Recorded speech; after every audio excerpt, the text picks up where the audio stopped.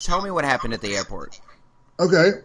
I went to the. Do you want me to skip all the stuff before I got there, like stopping at the dispensary to get my goodies and everything, or my medicine? No, go ahead and talk about it. Well, no, I just I stopped off at the dispensary on the way to the airport, picked up a few things which they said were I couldn't possibly consume them myself. How would they know what my dosage is? Well, what was it? It was 3-4 bottles of cannabis pills, which were 35 milligrams each. Sam, and this is a lot. Like as far as edible dosage goes, I take about 300 milligram at a time. Okay, wow. So that's one of those bottles. Wow. And I mean, and that is a lot. My tolerance is really high for it, and that's when I'm on an airplane. Because I have a terrible time on airplanes. Like it's not good. So, hey, regardless, I mean, I didn't get charged with cannabis anyways. Okay. They couldn't charge me with that. There was no, charge they could get anyone to take me for that. So it's not even part of the. That's why they had to make up the meth part.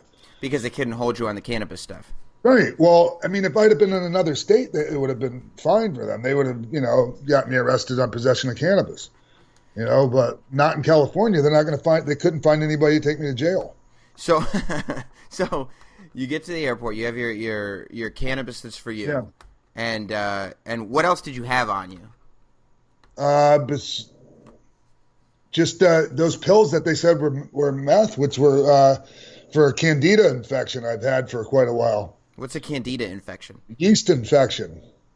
How do you get? But it's in the blood. Like it could be. It could come a lot of different ways. One of which is through having sex, but I don't think that's how I got it. How do they mistake yeast infection pills for meth? That's just it, Sam. I kind of have a feeling they didn't really mistake it, but I could be wrong. You know? Do they know? Did they know who you were? Yeah. So they knew the stories, and they knew that, like, okay, we got him. I'm sure once they had me in their midst, I'm sure that because they were right there looking at a computer the whole time. So I'm sure they could find whatever they wanted about me. So they knew I was coming before I got there. Really? Yeah.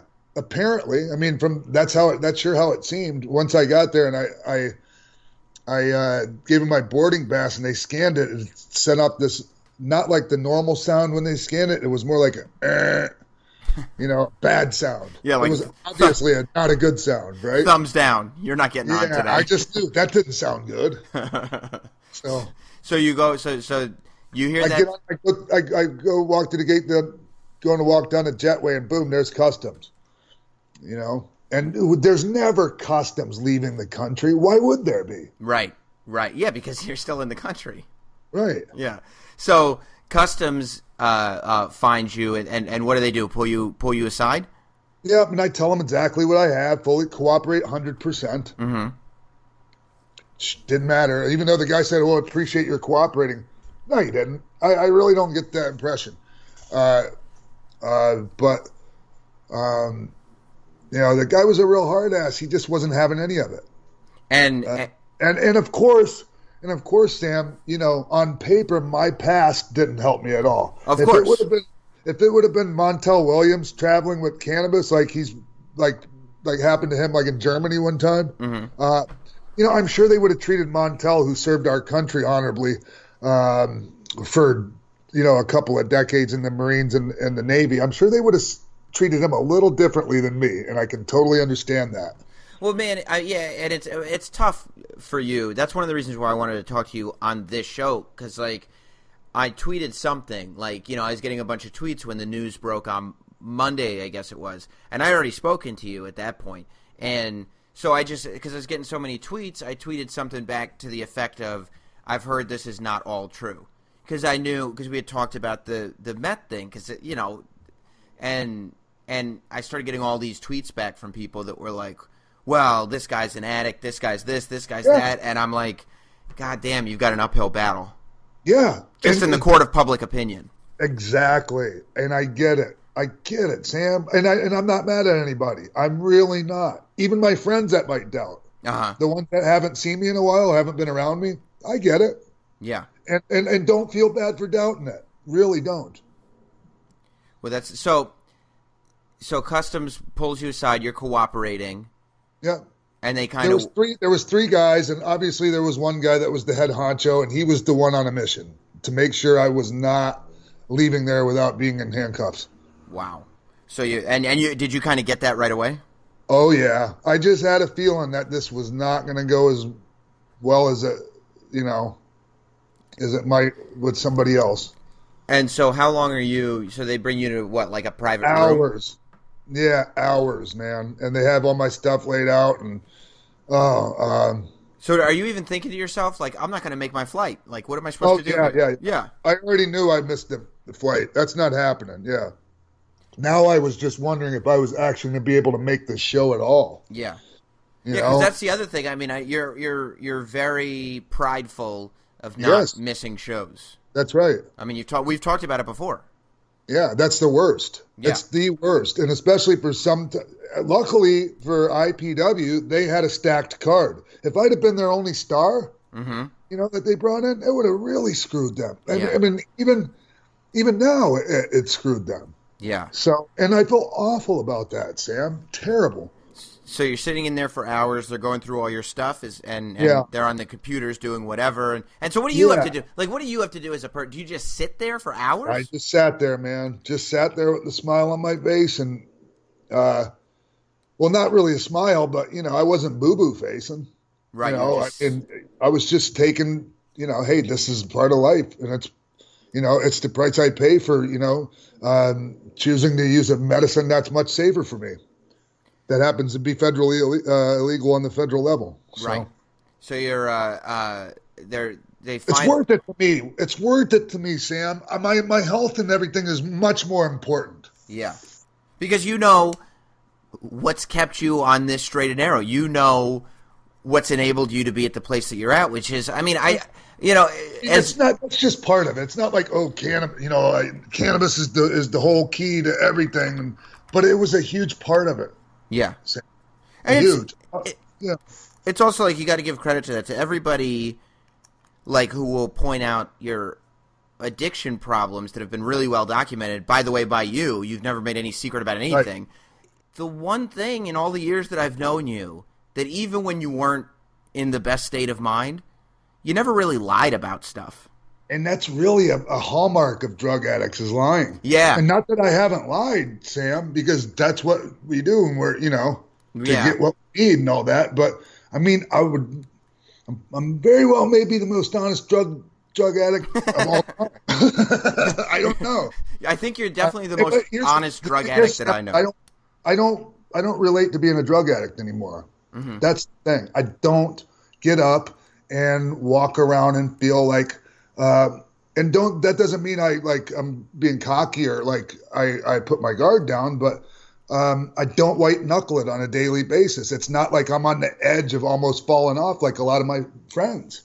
And dude, like, I don't drink, I don't do drugs. I'm like, I'm very sober, but that also means I'm very aware of my surroundings. And I've hung out with a lot of addicts and former addicts and people like that, and I know the difference between somebody who's sober today and who's like figured it out for themselves. You know what I mean? Like you can tell a lot of the times when somebody's not done. And it's kind of a weird, nervous, like, I don't know if I want to be around this.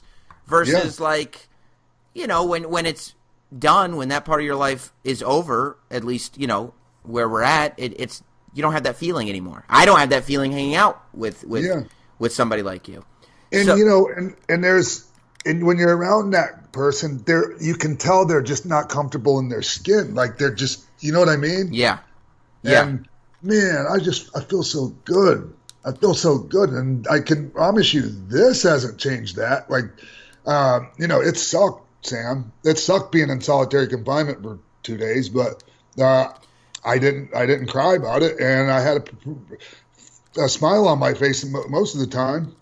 And I know too, you don't last several times I've hung out with you, it's been for pretty long stretches of time, like hours, and you never disappear. An addict disappears and then comes back, you know what I mean, to take care of whatever they got to take care of. So they go they go have a nip or whatever. Right, exactly. Exactly. Yeah. And that's a dead giveaway that doesn't happen.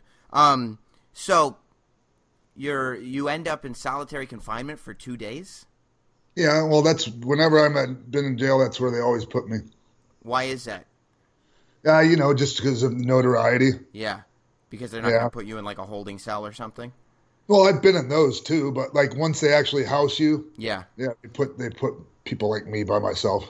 Ugh, which is got to be hellish. I mean, I remember we talked about not that long ago what it was like before when you were not in a good place and you did what, like 3 weeks in solitary? Yeah, man.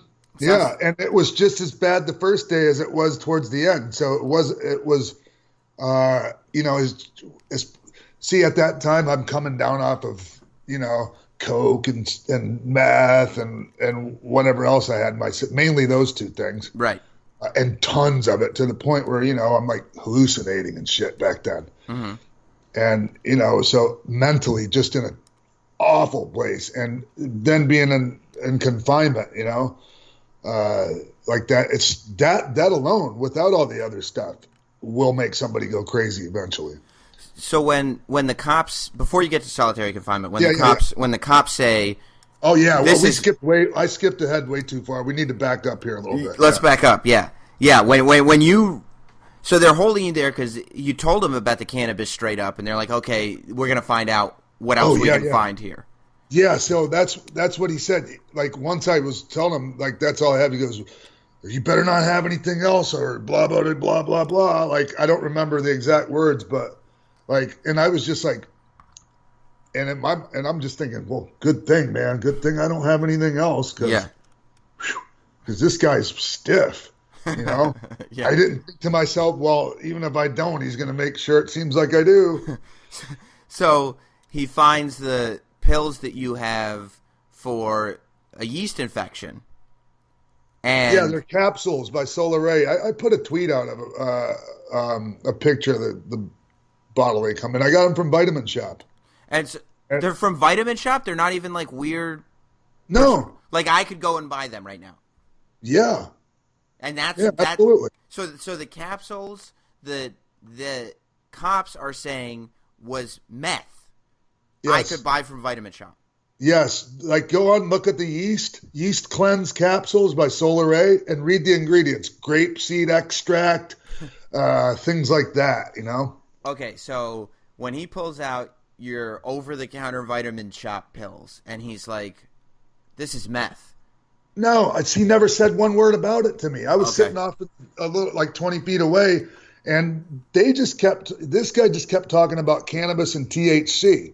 He tried not to let on to me. I could hear him talk about meth a little bit, and I was like, okay, they're testing stuff just to see, but it'll be fine, Right.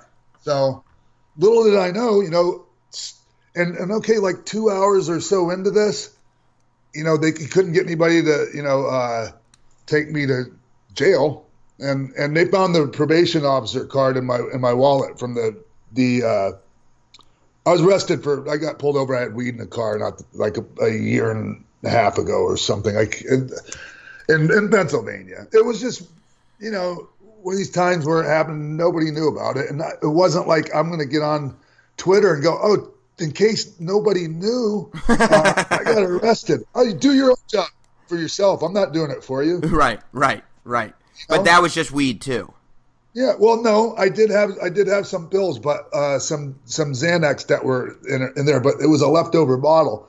And I hadn't really been taking them anymore at that point. And that was a year ago? It was old ass bottle too, and that's why they gave me shit about it. But that wasn't. I ended up just settling like on a paraphernalia charge. Gotcha. Okay. So they find that was the probation that they violated on me by telling them. That's why they had to come up with this meth charge, felony possession, to get them to extradite me. So I was about to be extradited. Wow. Yeah.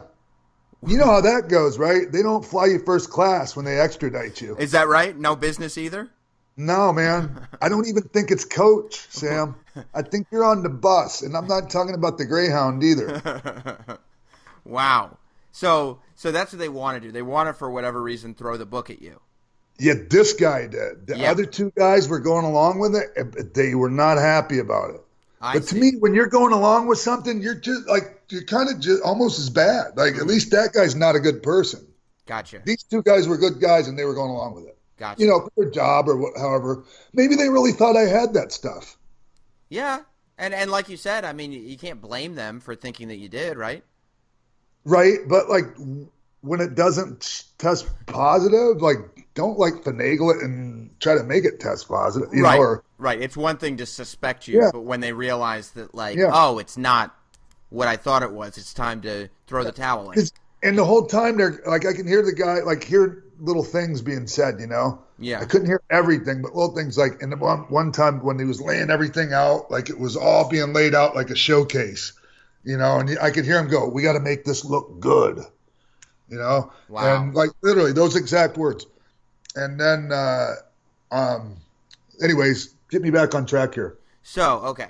So he's saying we got to make this look good. He tests the vitamin shot pills. Yeah. And at what point do they go, okay, you're going to jail? Well, anyways, they came back a couple hours in, 2-3 hours into it. The guy comes back and he goes, "We got to redo all of this." Oh, I my hear him God. say that. We're going to change all of this.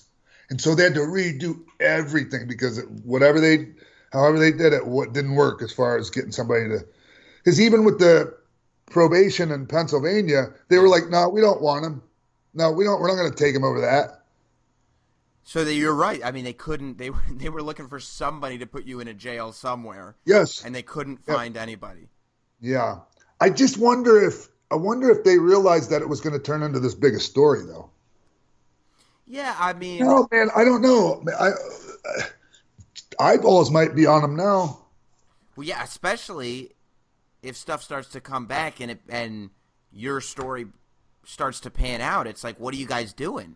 Like, Well, what are you only doing? way my story wouldn't pan out, Sam, is if they literally planted shit on me. And I just have a hard time believing that would happen. Yeah, I would